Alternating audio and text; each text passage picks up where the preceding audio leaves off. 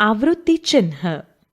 યામિનીએ અડધા કલાક સુધી રસ્તાની એક બાજુએ ઊભા રહીને રસ્તા પરથી પસાર થતા વાહનોની સંખ્યા ગણી.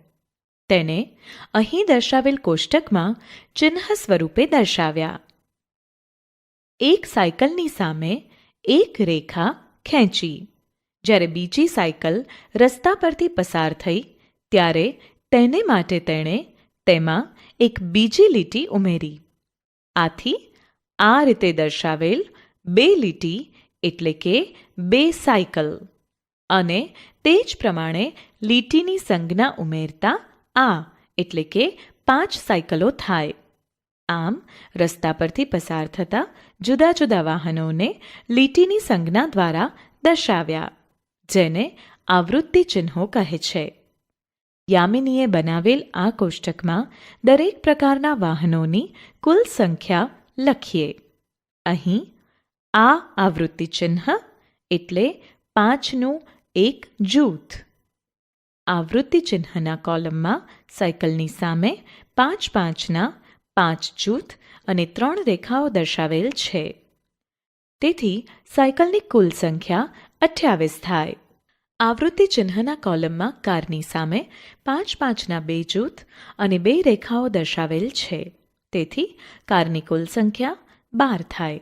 તેવી જ રીતે રિક્ષા, બસ, પેડલ રિક્ષા અને ખટારાની સામે દર્શાવેલ આવૃત્તિ ચિહ્નોની ગણતરી કરતા તે દરેક વાહનોની કુલ સંખ્યા અનુક્રમે 18, 15, 24 અને 6 થાય. આમ વિવિધ પ્રકારની વસ્તુઓની માહિતી મોટી સંખ્યામાં આવૃત્તિ ચિહ્નોનો ઉપયોગ કરી નોંધી શકાય છે. તેમજ તે દરેકની ગણતરી ઝડપથી કરી શકાય છે. તદુપરાંત અન્ય કેટલીક માહિતી વિશે પણ જાણકારી મેળવી શકાય છે. જેમ કે યામિનીએ અડધા કલાકમાં કુલ 103 વાહનો રસ્તા પરથી પસાર થતા જોયા. ખટારાની સંખ્યા કરતાં રિક્ષાની સંખ્યા 3 ગણી છે, કારણ કે રિક્ષાની સંખ્યા છેદમાં ખટારાની સંખ્યા બરાબર 18/6 બરાબર 3 થાય. કોષ્ટકમાં જોતા રસ્તા પરથી અડધા કલાકમાં પસાર થતા વાહનો સાયકલ, કાર, રિક્ષા, બસ, પેડલ રિક્ષા અને ખટારાની કુલ સંખ્યા અનુક્રમે 28, 12, 18, 15, 24 અને 6 છે, જેમાં સાયકલની સંખ્યા 28 છે, જે સૌથી વધુ છે. આમ કોષ્ટક દ્વારા દરેક માહિતી એકસાથે સચોટ રીતે રજૂ કરી શકાય.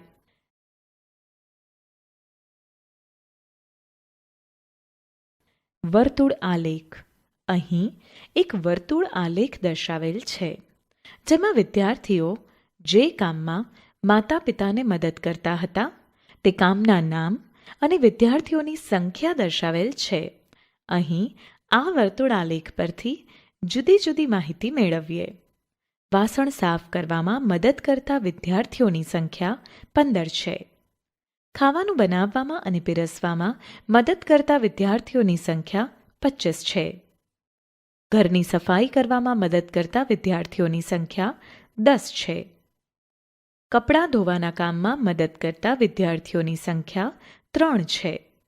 જ્યારે બજારમાં ખરીદી કરવા જવાના કામમાં ભાગ લેતા વિદ્યાર્થીઓની સંખ્યા 47 છે અને વિદ્યાર્થીઓની કુલ સંખ્યા 100 છે. આ આલેખ પરથી જાણી શકાય છે કે માતા પિતા સાથે બજારમાં જવામાં રસ ધરાવતા વિદ્યાર્થીઓની સંખ્યા સૌથી વધુ છે અને કપડાં ધોવાના કામમાં મદદ કરતા વિદ્યાર્થીઓની સંખ્યા સૌથી ઓછી 3 છે. આ ઉપરથી કહી શકાય કે વિદ્યાર્થીઓને કપડાં ધોવાનું કામ ઓછું ગમે છે.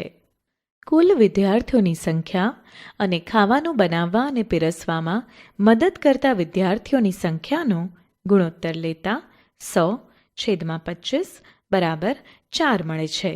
એટલે કે ખાવાનું બનાવવા અને પીરસવામાં મદદ કરતા વિદ્યાર્થીઓની સંખ્યા કુલ વિદ્યાર્થીઓમાંથી ચોથા ભાગની છે. લંબ આલેખ. અહીં 2 લંબાલેખ આપેલા છે, જે દિલ્હી, સિમલા, બેંગલોર અને જેસલમેર એમ 4 જુદા જુદા શહેરોના 2 ભિન્ન દિવસો 1 જૂન અને 1 ડિસેમ્બર લીધેલ મહત્તમ તાપમાન ડિગ્રી સેલ્સિયસમાં દર્શાવેલ છે. આ આલેખો પરથી જુદી જુદી માહિતી વાંચી શકાય છે. આલેખ 1 ઉપરથી જાણી શકાય કે 1 જૂનના રોજ દિલ્હી, સિમલા, બેંગલુર અને જેસલમેરના તાપમાન અનુક્રમે 33 degree Celsius, 22 degree Celsius, 28 degree Celsius અને 38 ડિગ્રી સેલ્સિયસ હતા. અને આલેખ 2 ઉપરથી જાણી શકાય છે કે 1 ડિસેમ્બરના રોજ દિલ્હી, સિમલા, બેંગલુર અને જેસલમેરના તાપમાન અનુક્રમે 23 ડિગ્રી, 10 ડિગ્રી, 24 ડિગ્રી અને 25 ડિગ્રી સેલ્સિયસ હતા.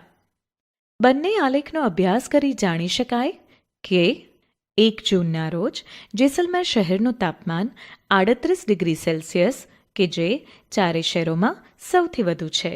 તેથી 1 જૂનના રોજ જેસલમેર સૌથી વધુ ગરમ છે.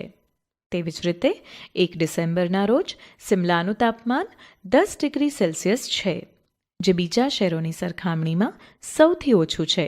તેથી 1 ડિસેમ્બરના રોજ સિમલા શહેર સૌથી વધુ ઠંડુ શહેર છે.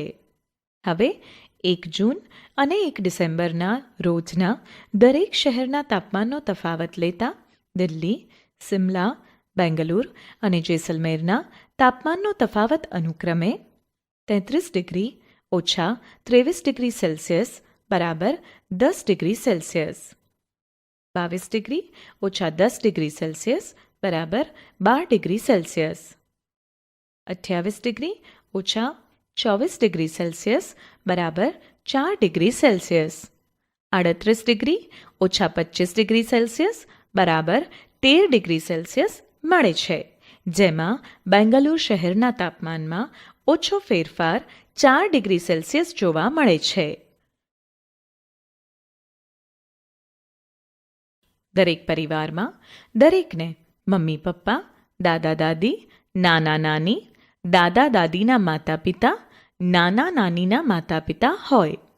આ બધાને પરિવારના વૃક્ષના સ્વરૂપમાં દર્શાવી શકાય. અહીં માધવનું પરિવાર વૃક્ષ દર્શાવેલ છે, જેમાં માધવને પ્રથમ પેઢી તરીકે લેતા માધવના માતા પિતા બીજી પેઢી દર્શાવેલ છે. માધવના માતા શોભનાના માતા પિતાને ત્રીજી પેઢી તરીકે દર્શાવેલ છે, જેઓ માધવના નાની નાના કહેવાય. હવે શોભનાના માતા પિતાની પેઢીને ચોથી પેઢી કહી શકાય. શોભનાની માતાના માતા પિતા શોભનાના નાની નાના કહેવાય, તેમજ માધવના વડ નાની નાના કહેવાય. અને શોભનાના પિતાના માતા પિતા શોભનાના દાદી દાદા કહેવાય. હવે શોભનાના નાની નાના અને દાદી દાદાના માતા પિતા એ પાંચમી પેઢી કહેવાય. શોભનાની નાની નાનાના માતા પિતા માધવના વડ નાની નાના કહેવાય. આમ પાંચમી પેઢી સુધીનું પરિવાર વૃક્ષ બને. અહીં કોષ્ટકમાં મગના એક છોડની પ્રથમ 4 દિવસની ઊંચાઈ સેન્ટીમીટરમાં દર્શાવેલ છે. આ ઊંચાઈને એક ચાર્ટમાં ટપકા વડે દર્શાવીશું. ચાર્ટમાં દરેક ખાનાની લંબાઈ અને પહોળાઈ 1 સેન્ટીમીટર છે. લંબાઈમાં દરેક ખાનાને 10 ભાગમાં દર્શાવેલ છે. ચાર્ટમાં આડી ધરી પર દિવસો અને ઊભી ધરી પર છોડની ઊંચાઈ દર્શાવેલ છે. પ્રથમ દિવસ 0ના રોજ છોડની ઊંચાઈ 0 સેન્ટીમીટર છે.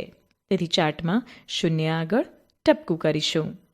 ચોથા દિવસે છોડની ઊંચાઈ 1.4 સેન્ટીમીટર છે. તેથી આડી ધરી પર 4થી ઉપર તરફ સુધી રેખા દોરતા અને ઊભી ધરીમાં 1 સેન્ટીમીટર અને ચોથો કાપાથી આડી ધરીને સમાંતર દિશામાં રેખા દોરતા એકબીજાને જ્યાં મળે ત્યાં ટપકાની નિશાની કરીશું. હવે 8મા દિવસે છોડની ઊંચાઈ 5.3 સેન્ટીમીટર છે. તેથી ચાર્ટમાં આડી ધરી પર 8 અને ઊભી ધરીમાં 5 સેન્ટીમીટર, પછી 3 કાપા પરથી અનુક્રમે ઉપર પ્રમાણે રેખાઓ દોરતા એકબીજાને જ્યાં મળે ત્યાં ટપકાની નિશાની કરીશું. આ જ પ્રમાણે દિવસ 12, 16 અને 20ની છોડની ઊંચાઈઓને ચાર્ટમાં આ પ્રમાણે દર્શાવી શકાય. ચાર્ટ એ માહિતીની ચિત્રાત્મક રજૂઆત છે. ચાર્ટ દ્વારા માહિતીને ટૂંકમાં રજૂ કરી શકાય છે. તેની મદદથી માહિતીને સરળતાથી સમજી શકાય છે અને યાદ કરવી સરળ પડે છે.